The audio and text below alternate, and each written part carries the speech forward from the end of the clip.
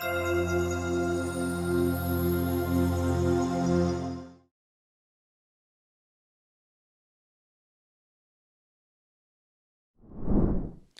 morning, and particularly welcome to all our external participants to IIM Bangalore. Also, warm welcome to all our own PhD students. This is an important annual event in the calendar of IIMB, the Doctoral Conference. I've lost track now. How many years? Which edition is this? 15th. Okay, so it's been going on for several years now.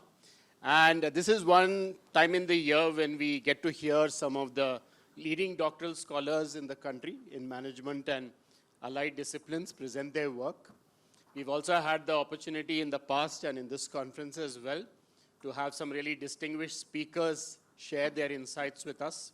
So in short, this is a good opportunity for the doctoral community to come together and to think about how they should be looking at their research and what should be their plans for the future.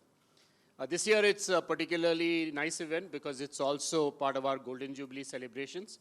And this is one of the last events in IIMB's Golden Jubilee calendar because we celebrated this academic year as the Golden Jubilee year, and the academic year is close to an end. Let me congratulate those of you who are presenting here, especially because I know you have come through a pretty tough selection process and your papers were selected to be presented here. I'm also very happy to see that we have really good discussants who have agreed to be part of this. I think some of them are online, some of them are in person. So you will also be getting very good feedback and comments on your work, which is of course one of the reasons why you're all here. So I would like to congratulate our co-chairs, Apurva and Aditya, for all the hard work they have done, along with the conference team and our IIMB Management Review, the journal, which has been the platform on which this event is held every year. So congratulations to the IMR team as well. Just a few words about doctoral research.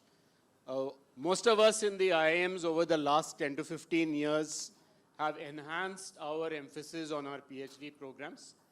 That's certainly shown good results because we now have strong cohort of very capable PhD students across many of the IIMs.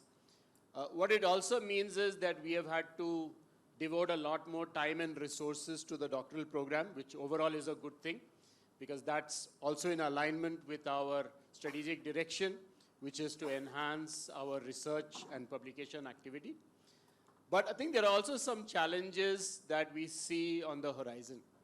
I think one of the big challenges is to keep pace with all the transformation that's happening in the world of business and in the world of research as well.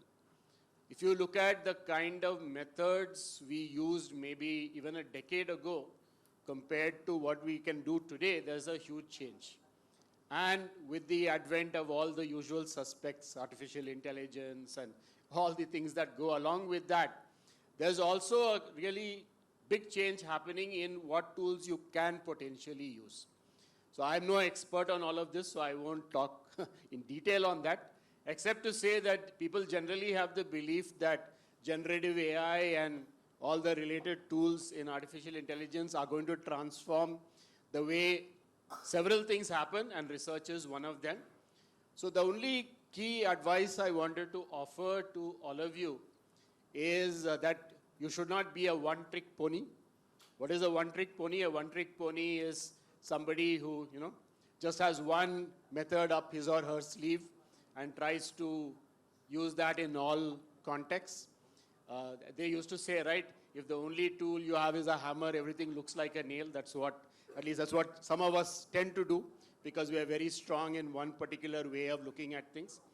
But I think the writing is on the wall that that's not going to work too well going forward. Maybe it didn't work too well in the past either, but we still managed to get away with it. Because of all these developments, clearly there's a profusion of data, in certain contexts at least. There is, therefore, the opportunity to use a whole lot of rich data and do some very interesting research. As a result, the onus is also on all of us to ask interesting questions, because with this new availability of data, the kind of questions we ask can also change, and therefore we must try to be more creative in the kind of questions we ask. And clearly all of this is not static or stationary. This is also changing and evolving very rapidly. So we'll have to keep pace with all this change.